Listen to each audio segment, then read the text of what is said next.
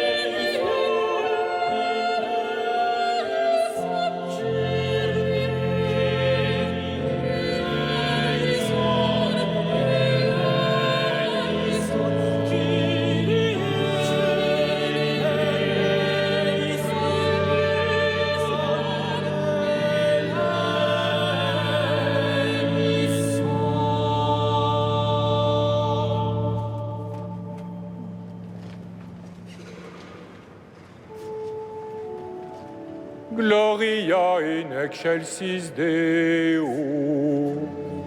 Et in terra pax hominibus bone voluntatis. Adoramus te. Benedicimus te. Adoramus te. Glorificamus te. Gratias agimus tibi, propter magnam gloriam tua. Domine Deus Rex Celestis, Deus Pater omnipotens, Domine Filii unigenite, Jesu Christi, Domine Deus Agnus Dei, Filius Patris, qui tollis peccata mundi,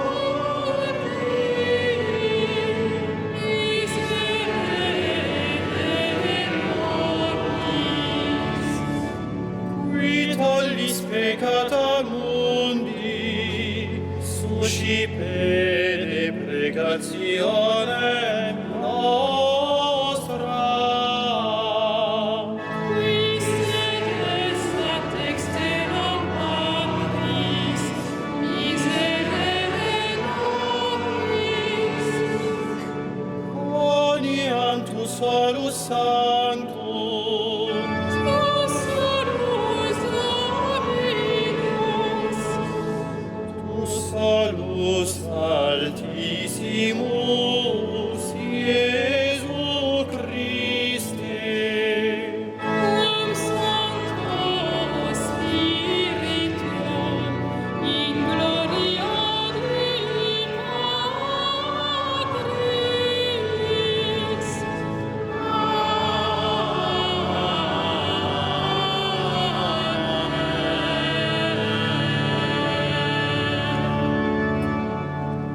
Prions le Seigneur. Dieu éternel et tout-puissant, tu nous donnes de célébrer dans une même fête la sainteté de tous tes élus. Puisqu'une telle multitude intercède pour nous, réponds à nos désirs, accorde-nous largement ta grâce. Par Jésus-Christ, ton Fils, notre Seigneur et notre Dieu, qui règne avec toi et le Saint-Esprit, maintenant et pour les siècles des siècles.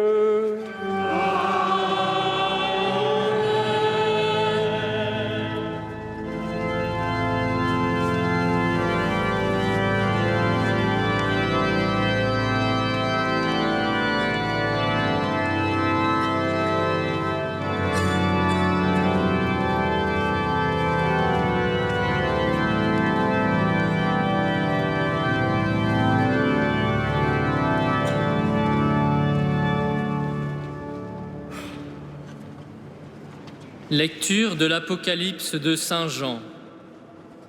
Moi, Jean, j'ai vu un ange qui montait du côté où le soleil se lève, avec le sceau qui imprime la marque du Dieu vivant. D'une voix forte, il cria aux 4 anges qui avaient reçu le pouvoir de faire du mal à la terre et à la mer.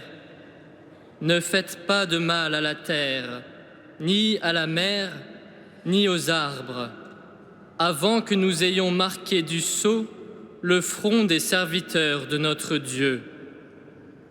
Et j'entendis le nombre de ceux qui étaient marqués du sceau. Ils étaient 144 000 de toutes les tribus des fils d'Israël. Après cela, j'ai vu, et voici une foule immense, que nul ne pouvait dénombrer, une foule de toutes nations, tribus, peuples et langues. Ils se tenaient debout devant le trône et devant l'agneau, vêtus de robes blanches avec des palmes à la main. et il s'écriait d'une voix forte, « Le salut appartient à notre Dieu, qui siège sur le trône, et à l'agneau. » Tous les anges se tenaient debout autour du trône, autour des anciens et des 4 vivants. Se jetant devant le trône, face contre terre, ils se prosternèrent devant Dieu. Et ils disaient, « Amen, louange, gloire, sagesse et action de grâce, honneur, puissance et force à notre Dieu, pour les siècles des siècles. Amen. » L'un des anciens prit alors la parole et me dit, « Ces gens vêtus de robes blanches, qui sont-ils et d'où viennent-ils » Je lui répondis, « Mon Seigneur, toi, tu le sais. » Il me dit, « Ceux-là viennent de la grande épreuve. Ils ont lavé leurs robes, ils les ont blanchies par le sang de l'agneau. » Parole du Seigneur.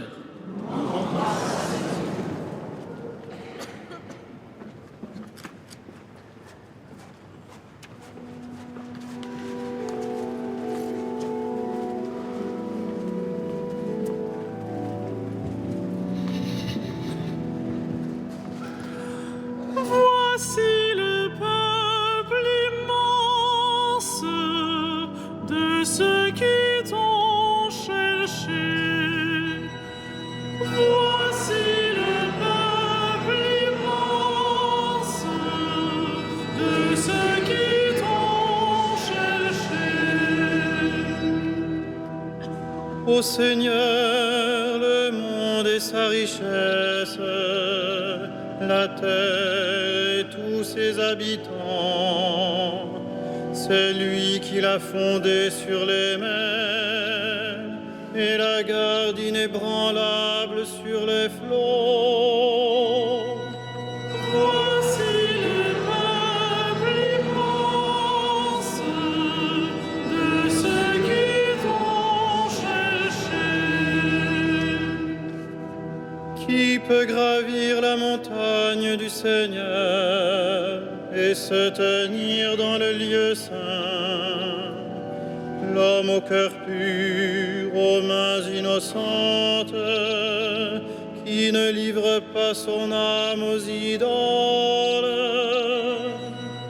Voici le peuple immense de ceux qui t'ont cherché. Il obtient du Seigneur la bénédiction et de Dieu son Sauveur la justice. Voici le peuple de ceux qui le cherchent. Voici Jacob qui recherche ta face. Voici le peuple immense de ceux qui t'ont cherché.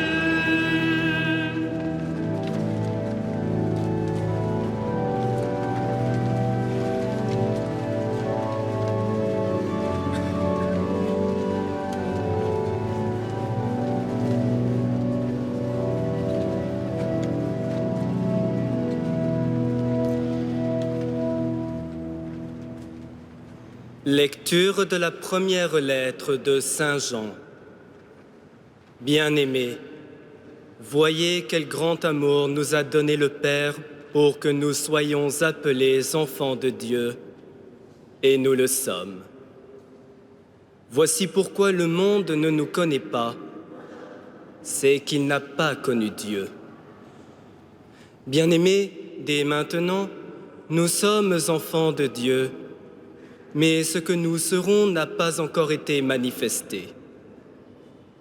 Nous le savons, quand cela sera manifesté, nous lui serons semblables, car nous le verrons tel qu'il est. Et quiconque met en lui une telle espérance se rend pur, comme lui-même est pur. Parole du Seigneur.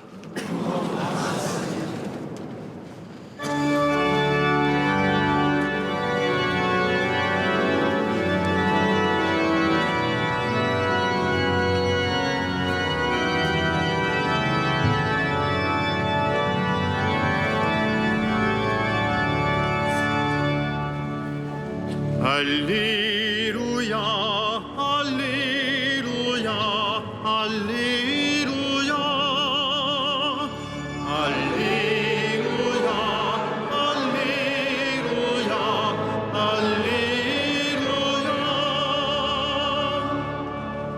Venez à moi, vous tous qui peinez sous le poids du fardeau, dit le Seigneur, et moi je vous procurerai le repos. Alléluia, Alléluia, Alléluia.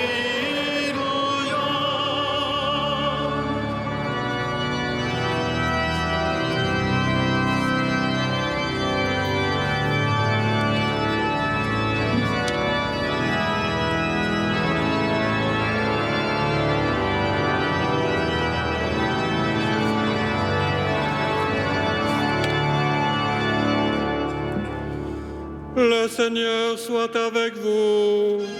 Et avec votre esprit, Évangile de Jésus-Christ selon saint Matthieu. gloire à toi, Seigneur.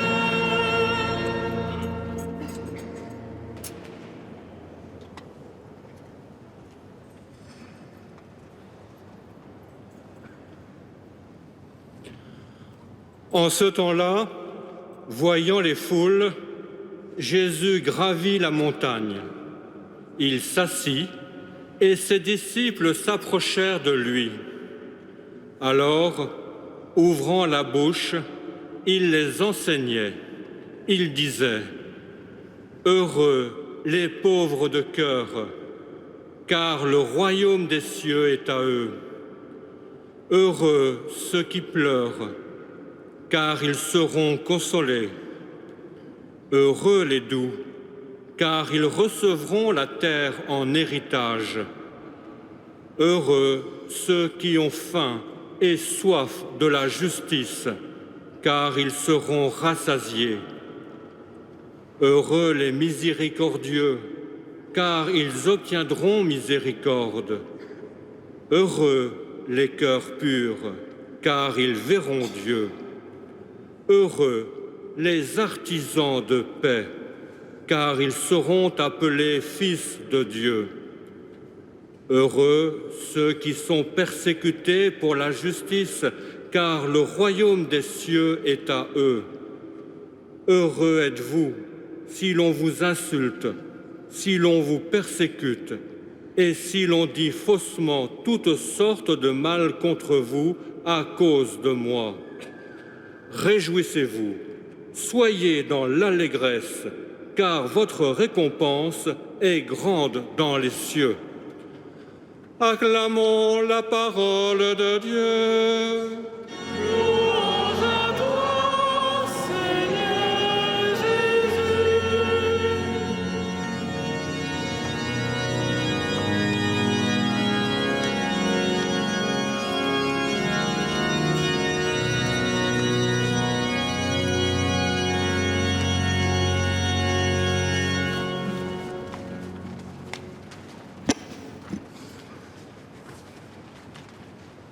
Frères et sœurs, en venant ce soir jusqu'en cette cathédrale, peut-être même tout simplement en prenant la peine de nous arrêter dans nos activités pour nous joindre à cette célébration grâce à la télévision ou à la radio, nous sommes entrés dans le mouvement qui fut celui de Jésus ce matin-là ou ce jour-là au bord du lac de Galilée, s'écartant de la foule et de la ville, gravissant la montagne, qui est plutôt une colline au bord du lac, et laissant venir à lui ses disciples, et peut-être aussi ceux qui de la foule ont voulu les rejoindre.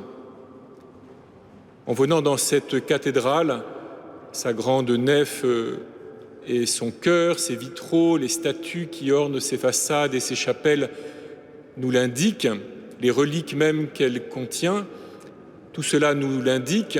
En venant dans cette cathédrale, nous nous sommes associés à tous les disciples du Seigneur, depuis les tout premiers, ceux qui étaient là au bord du lac ce matin-là pour entendre pour la première fois ce qu'il avait à dire.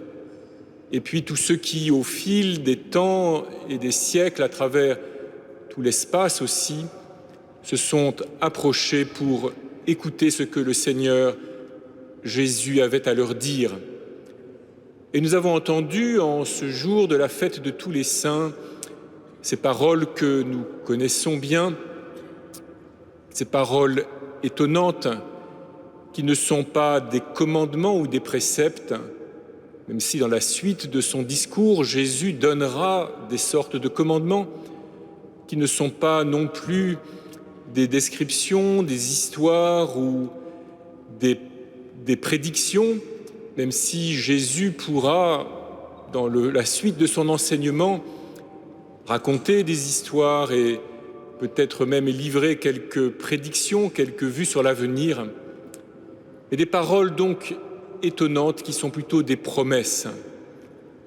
Et il nous faut en ce soir, peut-être plus qu'en n'importe quel autre jour, sentir, frères et sœurs, combien ces paroles, ces 8 béatitudes, n'ont de sens que sortant de la bouche et montant du cœur de Jésus, de ce Jésus de Nazareth, le Fils bien-aimé du Père qui s'est abaissé pour partager notre condition humaine et qui a passé 30 ans de vie cachée, ce que nous appelons la vie cachée, en menant tout simplement la vie humaine au milieu de sa famille et du petit village de Nazareth.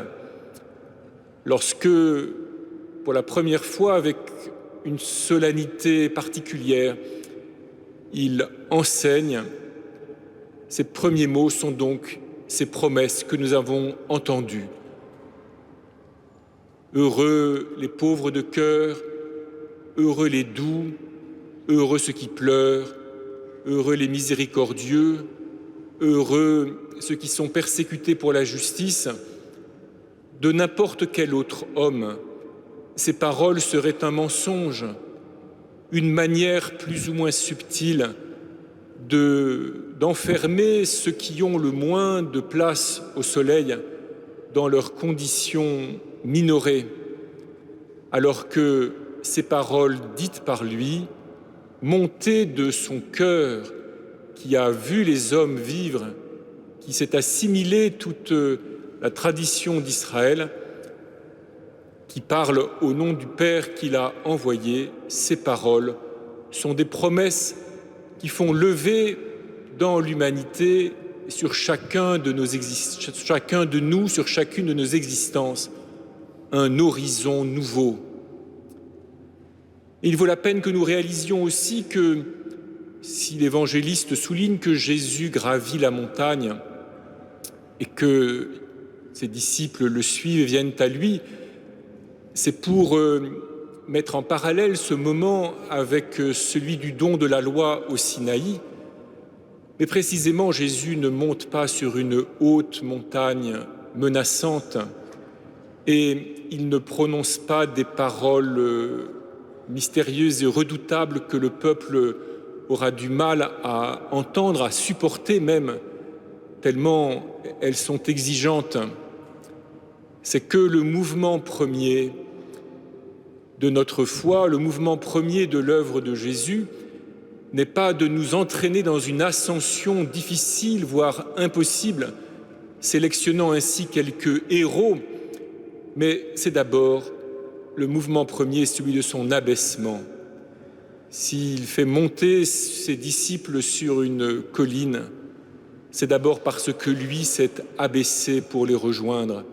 Et lui est venu, et lui s'abaisse sans cesse pour venir nous parler aussi, à chacun d'entre nous, au plus intime, au plus profond de notre cœur.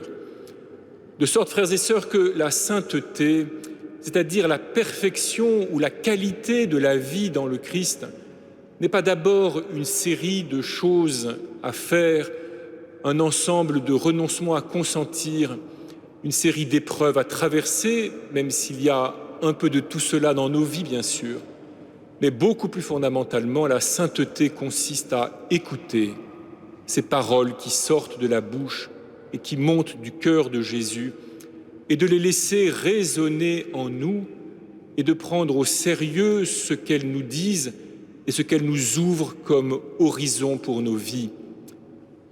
À leur écoute, nous sentons, et peut-être nous comprenons, en tout cas nous sentons, que nous ne sommes pas faits simplement pour nous battre, pour obtenir un peu de confort, un peu de sécurité, un peu de prospérité, un peu de plaisir, un peu d'épanouissement personnel sur cette terre, mais nous sommes appelés, invités, il nous est possible de vivre notre condition humaine de manière tout autre, toute différente, très simplement, très humblement, très modestement, mais à partir de cette promesse qui nous est faite, que ce n'est pas par la conquête de la meilleure place que nous atteignons le bonheur, mais qu'une vraie joie, une pleine béatitude nous attend si nous entrons dans le mouvement même qui est celui de Jésus qui nous parle. Lorsque nous sommes rassemblés ainsi pour la messe, c'est vrai ce soir et c'est vrai de toute messe, nous anticipons en quelque sorte sur la grande vision qui nous a été décrite dans l'Apocalypse. À vrai dire, déjà, Jésus sur la montagne avec ses disciples autour de lui est déjà comme une apparition de l'agneau sur le trône, devant le trône de Dieu avec toute la foule des saints et de tous ceux, des anciens, des anges, de tous ceux qui l'entourent. Dans la simplicité de ce moment initial, c'est déjà cette grande vision que l'Apocalypse nous présente comme fin de l'histoire qui commence à se réaliser. Et chaque fois que nous nous regroupons, que nous nous rassemblons autour de l'autel, nous sommes là autour du trône de l'agneau et de son Père. Et nous nous joignons à la foule des anges et de tous les saints qui l'acclament, c'est-à-dire qui chantent la gloire du Dieu créateur, qui chantent sa bonté, sa beauté, qui l'acclament pour l'œuvre qu'il a faite en nous donnant à tous et à chacun la vie pour nous appeler à la communion avec lui. Lorsque nous sommes ainsi rassemblés, nous vivons ce que le voyant de l'Apocalypse nous fait comprendre lorsqu'il entend et qui nous fait part de ce qu'il entend de cet ange qui ordonne de retenir la main de ceux qui viennent dévaster la terre. Nous sommes dans le temps de la suspension du jugement. Nous sommes dans le temps de la patience miséricordieuse de Dieu, parce que nous sommes dans le temps où Dieu, par le Christ, par son agneau, agit pour que aux 144 000 serviteurs de Dieu, ou plutôt pour que les 144 000 serviteurs de Dieu, dont le front est marqué, puissent se transformer en la foule immense de toute langue, peuple, race et nation qui nous a été décrite. Nous le savons, frères et sœurs, le Seigneur Jésus n'est pas venu pour marquer les hommes ou pour marquer certains des hommes avec des habitudes alimentaires ou avec des vêtements spéciaux, avec des interdits plus ou moins compréhensibles. Il est venu pour nous marquer de son sceau au plus intime de notre cœur par la promesse qu'il nous fait de nous ouvrir le chemin vers la vie éternelle. Les saints, nous le savons bien, ne sont pas d'abord ceux qui ont réalisé des œuvres extraordinaires, ceux dont les austérités nous impressionnent, ceux dont le dévouement à toutes sortes de causes nous émerveille, mais les saints sont d'abord et avant tout ceux qui ont accepté en eux, au plus intime de leur cœur, la marque du Seigneur Jésus et qui se sont laissés pousser de l'intérieur par ce que le Seigneur mettait en eux, leur faisait entendre, leur demandait. C'est le temps de la grande épreuve qu'entend évoquer le voyant de l'Apocalypse, C'est le temps de la persécution dont parle le Seigneur Jésus quand il ose dire à ses disciples « Heureux êtes-vous si l'on vous persécute et si l'on dit contre vous toutes sortes de mal à cause de moi ».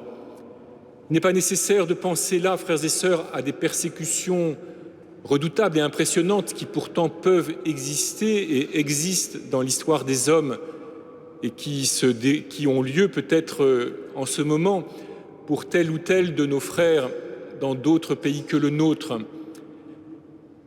Mais il faut entendre ici avant tout que si nous vivons vraiment de l'horizon nouveau que le Seigneur Jésus nous ouvre, forcément nous vivons dans un certain décalage avec le reste des hommes, avec ce que Saint Jean appelle le monde, un décalage plus ou moins important, plus ou moins marqué selon les temps, selon les moments, selon les situations où nous nous trouvons, mais un décalage nécessairement parce que la loi de ce monde est une loi de survie et de lutte pour essayer de survivre, alors que le Seigneur Jésus nous offre de vivre dans l'horizon de la communion éternelle dans laquelle il veut faire entrer et dans laquelle il travaille à faire entrer tous et chacun des hommes.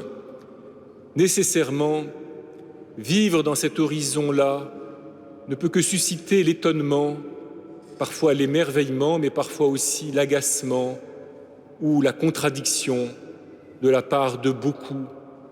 Ce peut être très fortement marqué ou ce peut être de toutes petites choses.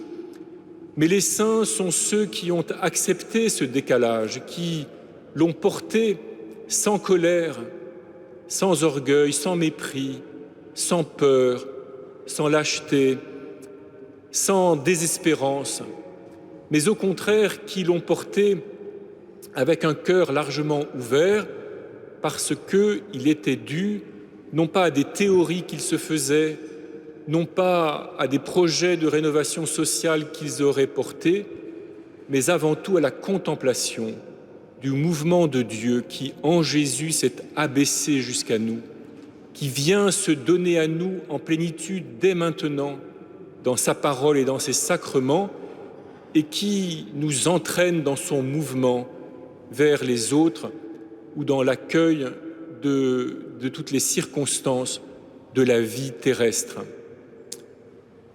Nous avons chanté dans le psaume « Qui peut gravir la montagne du Seigneur ?»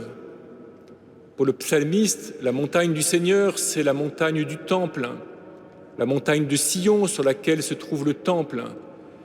Mais pour le psalmiste aussi, c'est une figure du lieu même de Dieu, de la gloire même de Dieu. Qui peut gravir la montagne du Seigneur sans être foudroyé par la sainteté de Dieu? Le psalmiste répond, l'homme au cœur pur, aux mains innocentes, celui qui ne livre pas son âme aux idoles. Et en entendant cela, frères et sœurs, nous pouvons nous inquiéter. Qui d'entre nous peut prétendre avoir les mains parfaitement pures, avoir l'âme totalement innocente, ne jamais rien céder aux idoles, même lorsqu'il aperçoit un petit ou grand bénéfice pour lui-même? Notre espérance, c'est que celui qui monte la montagne du Seigneur, c'est le Seigneur Jésus lui-même, qui le fait pour nous et avec nous, et qui nous prend avec lui. Lorsque nous contemplons les saints, nous pouvons voir en eux des montagnes en quelque sorte inaccessibles, tellement la grandeur, la beauté de leur vie et de leurs œuvres nous impressionnent, mais nous savons aussi qu'ils sont avant tout comme nous, ceux qui ont laissé retentir au plus profond de leur cœur les paroles si simples, les promesses si fortes, mais si humblement prononcées du Seigneur Jésus que nous appelons les béatitudes. Et les saints, alors, frères et sœurs, nous assurent qu'il vaut la peine, à travers toutes les circonstances de nos vies, de ne jamais nous résigner à nos médiocrités, de ne jamais nous laisser faire, de ne jamais nous laisser accabler par nos peurs, par nos insuffisances, de ne pas nous croire simplement prisonniers de nos désirs anarchiques. Il vaut la peine, au contraire, de sans cesse nous remettre, année après année, dans la suite du Seigneur, d'oser recommencer à gravir la montagne, même si nous avons pu chuter d'une façon ou d'une autre. Les saints nous assurent que rien n'est perdu de tout cet effort, car c'est dans le sang de l'agneau que nous pouvons purifier notre vêtement. Frères et sœurs, puisse cette fête de tous les saints en cette année nous encourager donc à avancer un peu plus dans la sainteté à laquelle Dieu nous appelle, qu'elle nous encourage à secouer nos médiocrités, telle ou telle de nos médiocrités, telle ou telle de nos petitesses auxquelles peut-être nous nous sommes laissés aller ces derniers temps, qu'elle nous fortifie pour que nous soyons bien persuadés que le Seigneur parle au plus intime de notre cœur, que tous les saints du ciel nous obtiennent la grâce de toujours mieux comprendre, mieux sentir, mieux éprouver combien le Seigneur Jésus se fait proche de nous dans sa parole et dans ses sacrements, de sorte que c'est sa présence toute proche qui nous stimule pour grandir et monter vers lui et à travers lui vers le Père. Amen.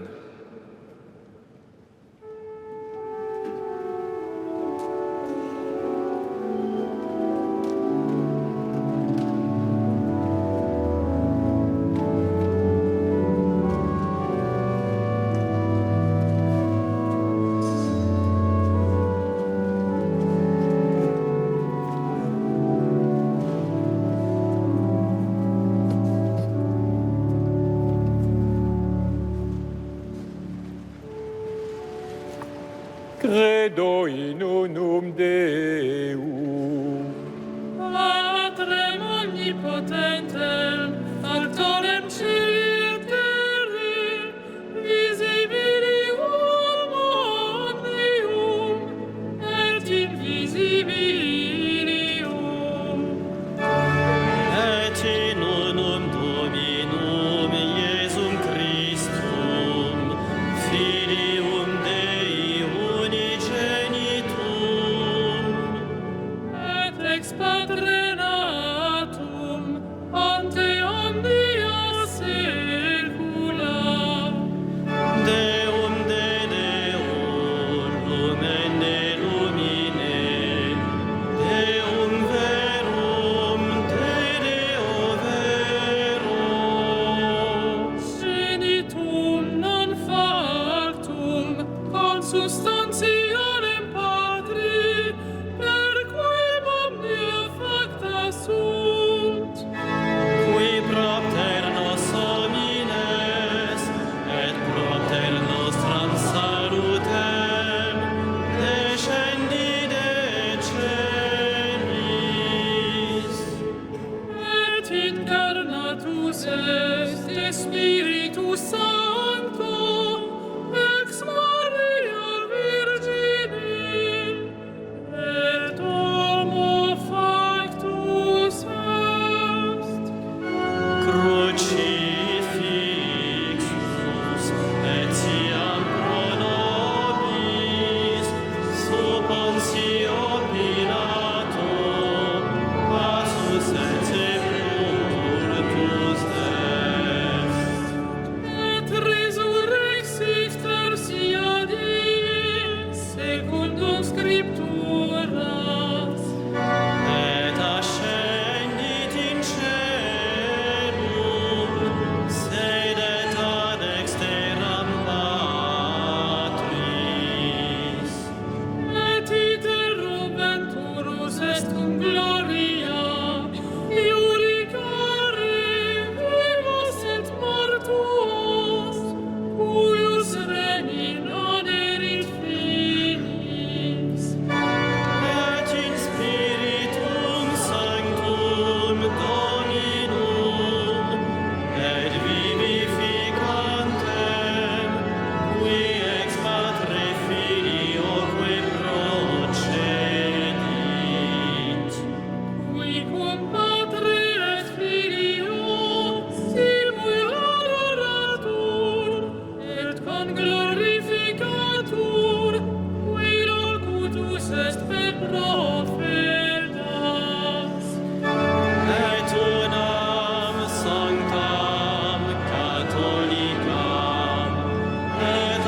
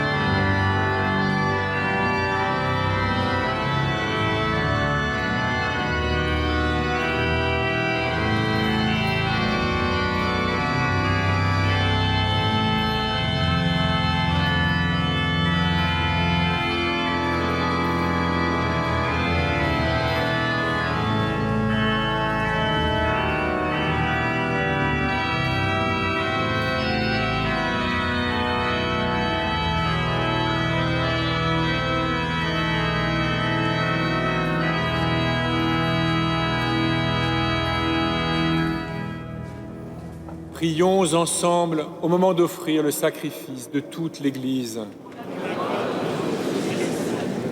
Daigne accepter, Seigneur, l'offrande que nous te présentons en l'honneur de tous les saints. Nous croyons qu'ils vivent désormais près de toi. Accorde-nous de sentir aussi qu'ils interviennent pour notre salut. Par Jésus le Christ, notre Seigneur.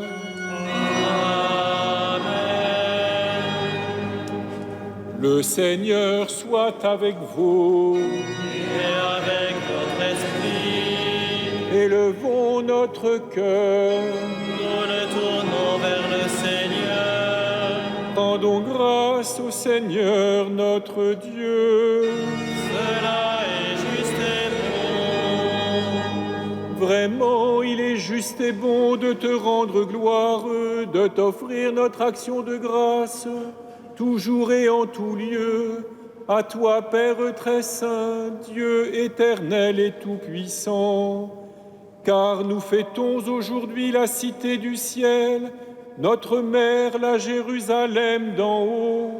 C'est là que nos frères les saints déjà rassemblés chantent sans fin ta louange. Et nous, qui marchons vers elle par le chemin de la foi, nous hâtons le pas, joyeux de savoir dans la lumière ces enfants de notre Église que tu nous donnes en exemple. C'est pourquoi, avec cette foule immense que nul ne peut dénombrer, avec tous les anges du ciel, nous voulons te bénir en chantant.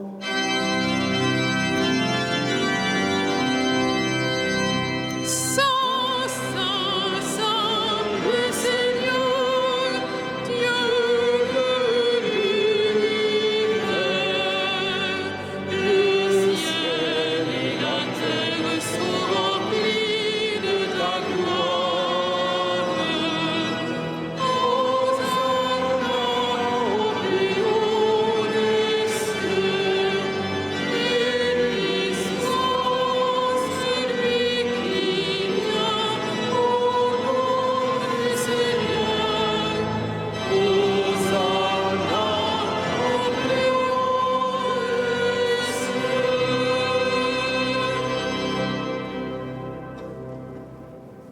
Tu es vraiment saint, Dieu de l'univers, et toute la création proclame ta louange, car c'est toi qui donnes la vie, c'est toi qui sanctifies toutes choses par ton Fils Jésus-Christ, notre Seigneur, avec la puissance de l'Esprit Saint, et tu ne cesses de rassembler ton peuple afin qu'il te présente partout dans le monde une offrande pure. C'est pourquoi nous voici rassemblés devant toi, et dans la communion de toute l'Église, nous célébrons le jour consacré à la mémoire de tous les saints. Ils ont suivi le Christ pendant leur vie, et à leur mort, ils ont reçu de lui la couronne de gloire. Par lui, qui est à l'origine de notre foi et qui l'amène à sa perfection, Dieu Tout-Puissant, nous te supplions de consacrer toi-même les offrandes que nous apportons. Sanctifie-les par ton esprit, pour qu'elles deviennent le corps et le sang de ton Fils, Jésus-Christ notre Seigneur, qui nous a dit de célébrer ce mystère. La nuit même où il fut livré, il prit le pain. En te rendant grâce, il le bénit, il le rompit et le donna à ses disciples en disant : « Prenez et mangez-en tous, ceci est mon corps livré pour vous. »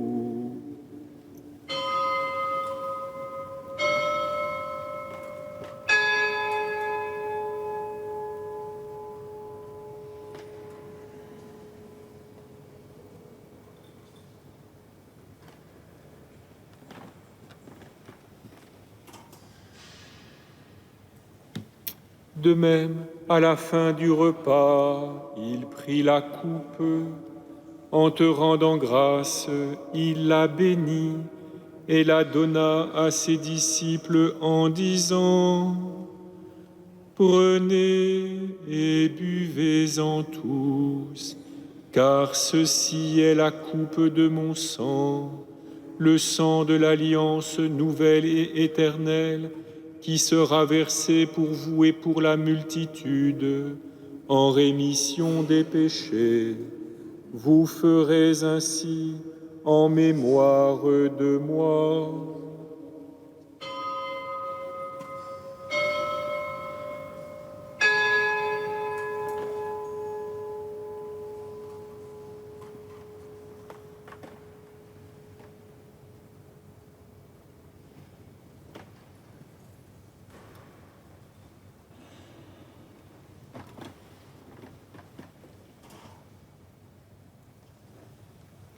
Il est grand le mystère de la foi. Nous proclamons ta mort, Seigneur Jésus. Nous célébrons ta résurrection.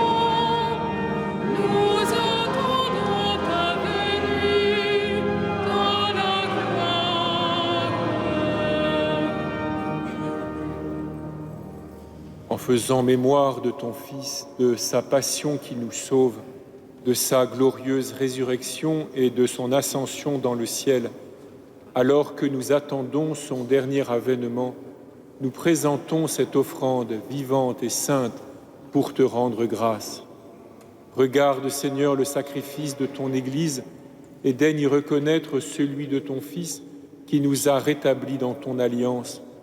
Quand nous serons nourris de son corps et de son sang et remplis de l'Esprit Saint, accorde-nous d'être un seul corps et un seul esprit dans le Christ. Que l'Esprit Saint fasse de nous une éternelle offrande à ta gloire, pour que nous obtenions un jour les biens du monde à venir, auprès de la Vierge Marie, la bienheureuse Mère de Dieu, de Saint Joseph, son époux, avec les apôtres, les martyrs et tous les saints qui ne cessent d'intercéder pour nous. Et maintenant, nous te supplions, Seigneur, par le sacrifice qui nous réconcilie avec toi, étends au monde entier le salut et la paix. Affermis la foi et la charité de ton Église au long de son chemin sur la terre. Veille sur ton serviteur, le pape François, notre évêque André, l'ensemble des évêques, les prêtres, les diacres et tout le peuple de racheté. Écoute les prières de ta famille assemblée devant toi et ramène à toi, Père très aimant, tous tes enfants dispersés. Pour nos frères défunts, pour les hommes qui ont quitté ce monde et dont tu connais la droiture, et en particulier pour les victimes de l'attentat d'hier aux États-Unis, et pour tous ceux qui meurent de la violence, nous te prions, reçois-les dans ton royaume, où nous espérons être comblés de ta gloire tous ensemble et pour l'éternité, par le Christ notre Seigneur, par qui tu donnes au monde toute grâce et tout bien. Par lui, avec lui et en lui.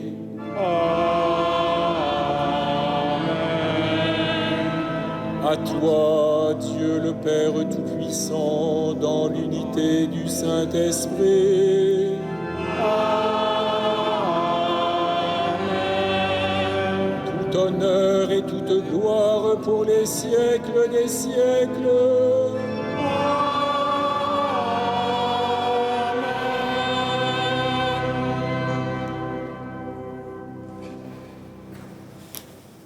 Comme nous l'avons appris du Sauveur, selon son commandement porté par l'intercession de la Vierge Marie et de tous les saints, nous osons dire Notre Père.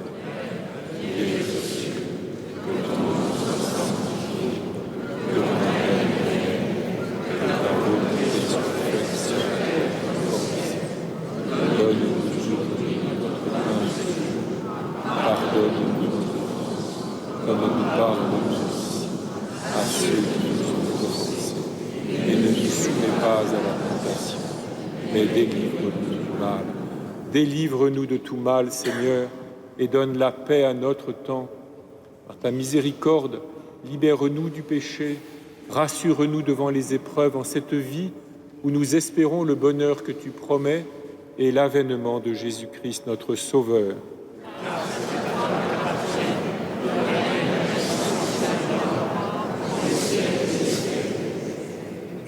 Seigneur Jésus-Christ, tu as dit à tes apôtres, je vous laisse la paix, je vous donne ma paix. Ne regarde pas nos péchés, mais la foi de ton Église. Pour que ta volonté s'accomplisse, donne-lui toujours cette paix et conduis-la vers l'unité parfaite, toi qui règnes pour les siècles des siècles. Que la paix du Seigneur soit toujours avec vous. Avec la joie de tous les saints et dans la charité du Christ, donnez-vous la paix.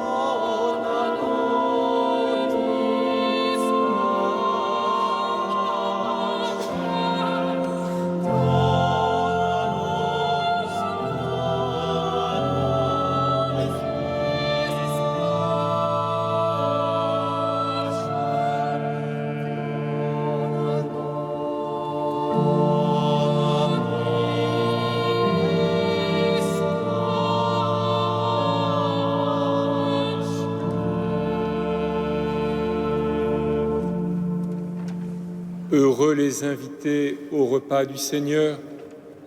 Voici l'agneau de Dieu qui enlève le péché du monde.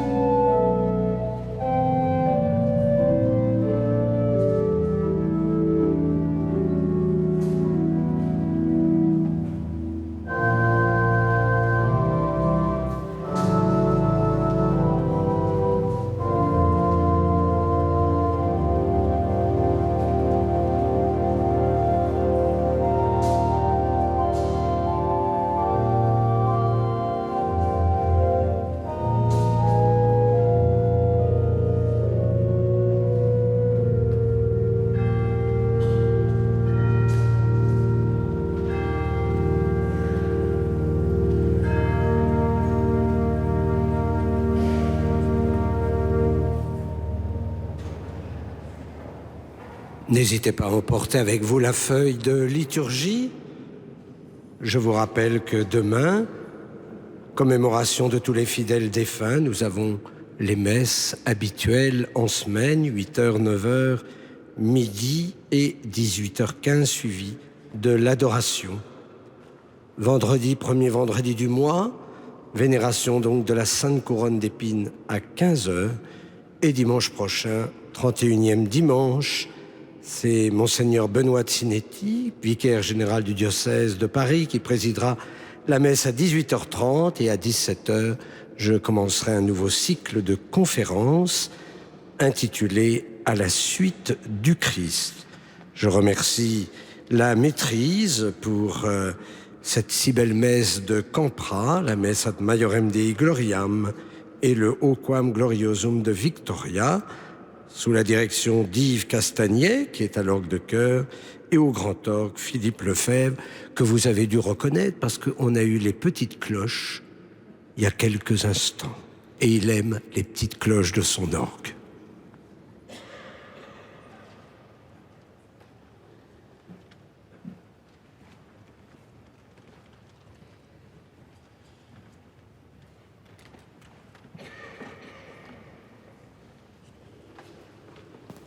Prions. Dieu qui seul est saint, toi que nous admirons et adorons en célébrant la fête de tous les saints, nous implorons ta grâce. Quand tu nous auras sanctifiés dans la plénitude de ton amour, fais-nous passer de cette table où tu nous as reçus en pèlerins au banquet préparé dans ta maison, par Jésus le Christ, notre Seigneur.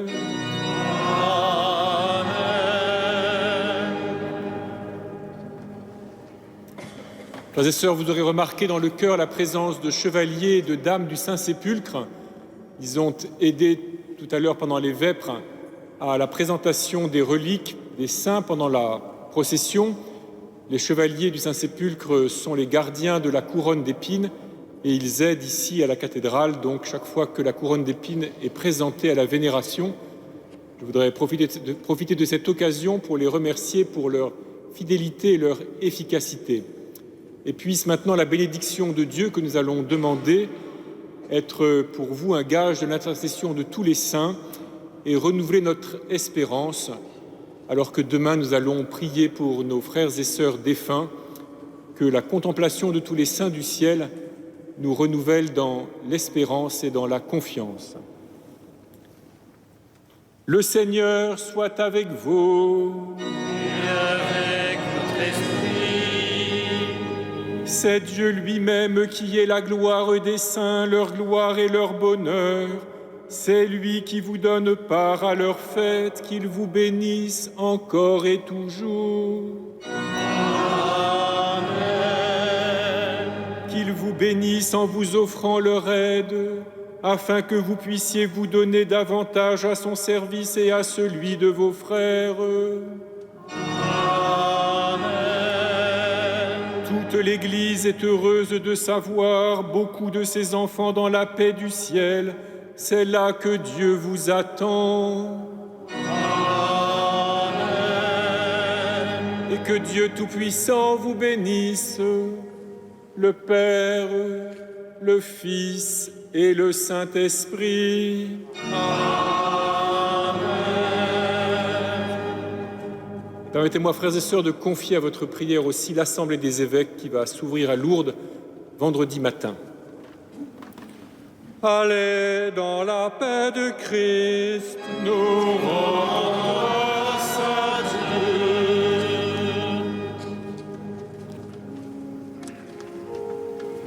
Salve Regina, Mater misericordiae, vita dulcedo, et spes nostra